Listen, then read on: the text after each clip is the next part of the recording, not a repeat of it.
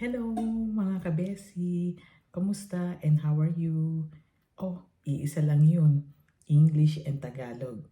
So, but first of all, don't forget to subscribe at Bessie Mabolo and like and give a comment. So, I would like to tell you a little bit about myself. So, as you know, my name is Bessie Mabolo. And the reason why I came here to Canada as a live-in caregiver. But in the Philippines, actually, I'm originally was born and raised in the Philippines, and I work as a dietitian for 15 years. And 2 years in Saudi, the same thing as a dietitian. And then from Saudi to here. So I came here with the help of my auntie, Grace. So 16 years ago, so that was 2007, as under the live-in caregiver program. And then for 12 years, I become a caregiver for these older people. My specialty is in memory care. And then after, during my 9 years here, I went to YVR Airport, International Airport. I become an ambassador of customer care service. And then, of course, the pandemic hit. But before the pandemic hit, I applied as at the same thing at the airport as a screening officer. Yeah. So both I lost that job because of the pandemic, but I got a recall 2021. I came back as a ambassador of customer service, but I resigned. Well, 2019 of September, um, this whenever I came back from work at YVR, so gabi na. So pagdating ko, sinabihan ako ng husband ko na, oh, nandito na ang Lyft and Uber. Honestly, I don't know what is Lyft and Uber at first. Then, ang tanong ko, ano yun? Parang taxi. Because my husband really knows that I love driving. When I start driving here, I always looking forward na magdadrive ako ulit. Syempre noon wala pa naman kaming sasakyan. O wala pa akong sasakyan kasi wala pa sila dito noon. Wala pa yung family ko. 6.5 years kami nagkalayo dito sa Canada.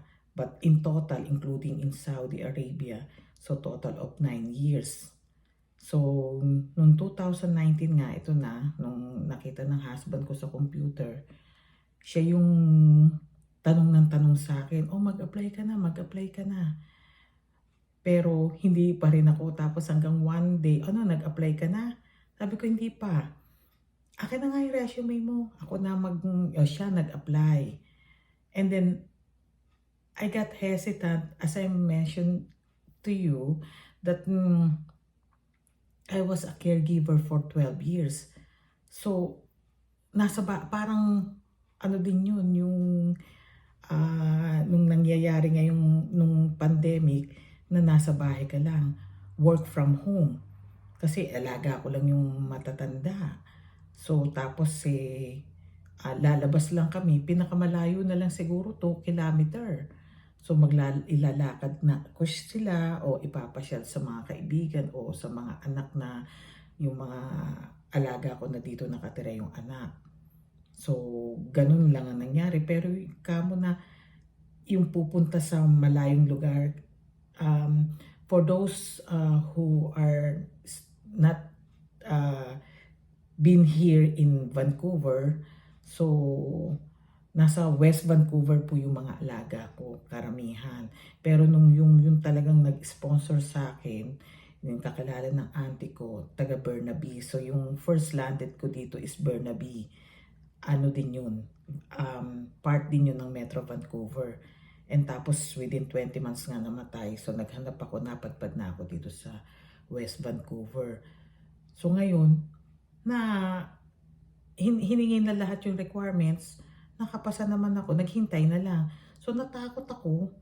Sabi ko nung sinabi na ng actually on the dot, January 24, 2020, I received a message that you can go online. But I still didn't go. I'm afraid. I said, oh, I don't know. I know how to read GPS navigation. What if I made a mistake in turning? So what will I say to the passenger? I don't want to feel embarrassed in front of them. So I tried February 2. As far as I remember, that was like a, football game na very yung mga tao dito sa football eh. So naglalabasan yung mga tao noon para nga sa football game na yun at manonood, iinom. So need nila ang Uber driver. So doon nagsimula. But to tell you the truth, again, hindi ko to pinaalam. This video is also like a revelation, especially for those people who are very near to me.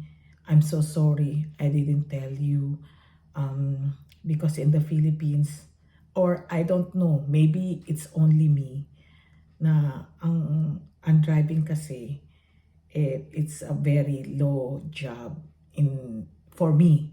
So I don't want to speak in general. So it's only for me. And as I mentioned to you, I was a dietitian for all 15 years in Philippines, 2 years in Saudi. So total of 17 years. And here I am, I'm driving. And this is not, even though grades, you're just only graduate 6 years old. Oh, I mean to say grade 6, not 6 years old. Even though you're grade 6 or elementary graduate, you can drive by the right age.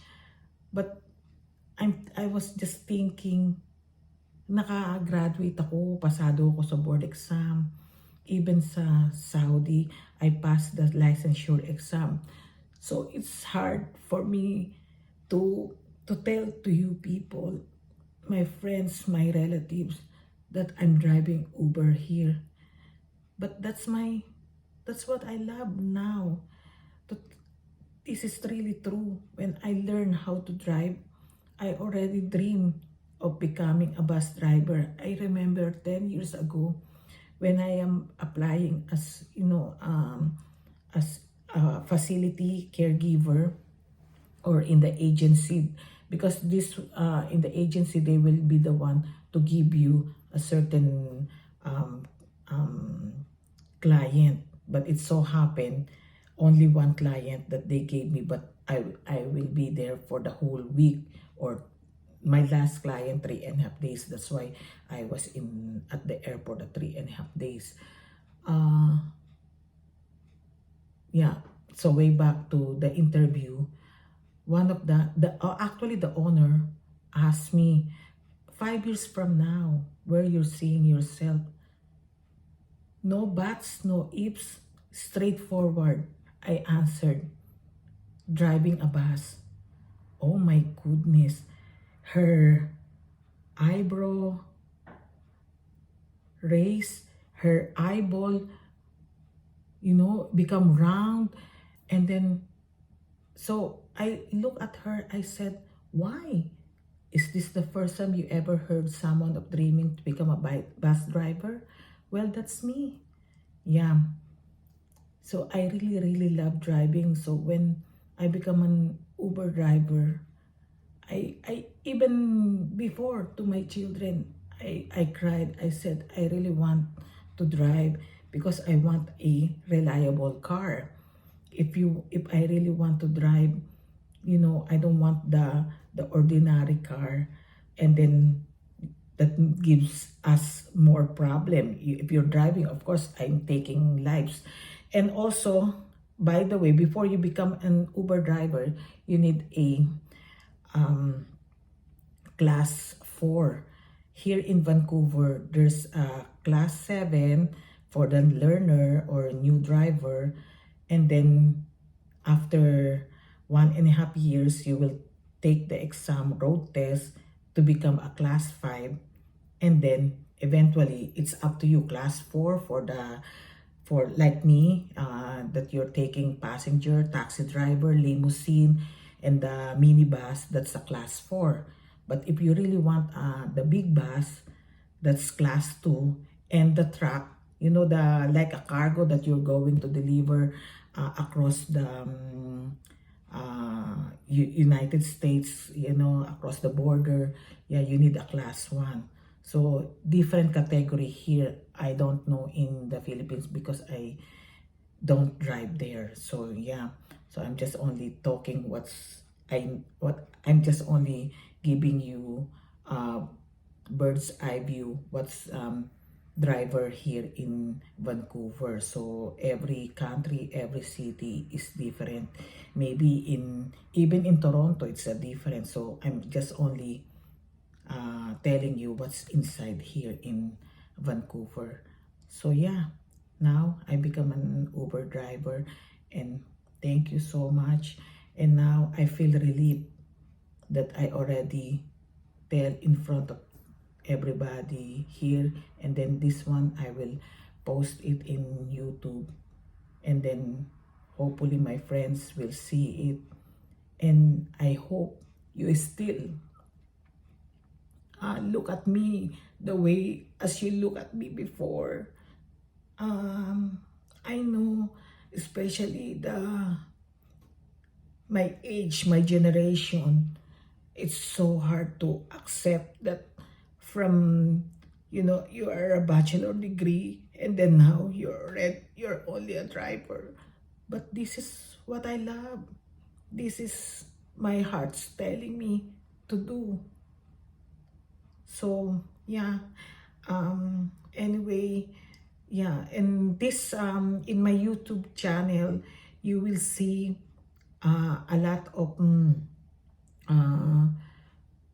road, what's happening on the road, about my conversation with my passenger, and of course I'm going to many places, so it's also like a road trip.